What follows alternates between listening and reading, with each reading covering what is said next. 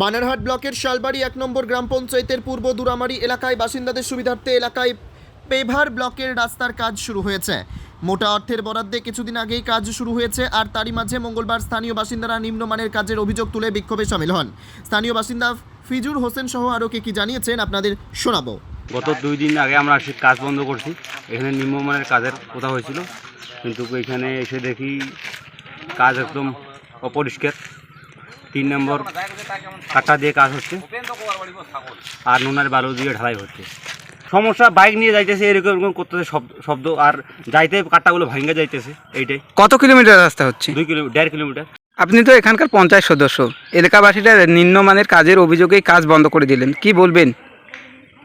আমিও এসে দেখতেছি গ্রামবাসীরা এদিকে নিম্নমানের কাজ বন্ধ করে রাখছে। যেভাবে শিটুলি আছে সেভাবে কাজ করলে কারো আপত্তি নেই, ভালো করে কাজ হলেই ভালো। গ্রামবাসীরাও তো চাচ্ছে যে ভালো করে কাজটা হোক। 1.5 কিলোমিটার। এখন কি চাচ্ছেন আপনারা? এখন চাচ্ছি যে শিডিউল অনুযায়ী ভালোভাবে কাজটা হোক। এখন কি কাজ বন্ধ রয়েছে? এখন কাজ বন্ধ, আজকের থেকেই কাজ বন্ধ রয়েছে।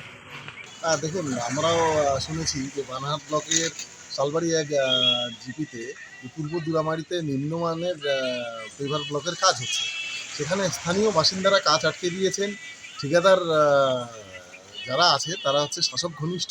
সেখানকার পঞ্চায়েত সদস্যকেও আমরা বলতে শুনেছি যে নিম্নমানের কাজ হচ্ছে।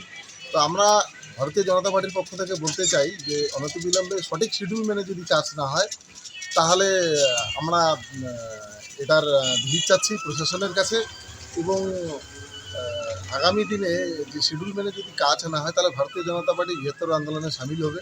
আমরা চাচ্ছি যে এই শাসক দল এবং ঠিকাদারের যে ওতপ্রোতভাবে যে জড়িত ঘটনা, যার ফলে এইরকম নিম্নমানের কাজ হচ্ছে, আমরা এটার প্রতিকার চাচ্ছি প্রশাসনের কাছে। ব্যুরো রিপোর্ট, পিবি বার্তা।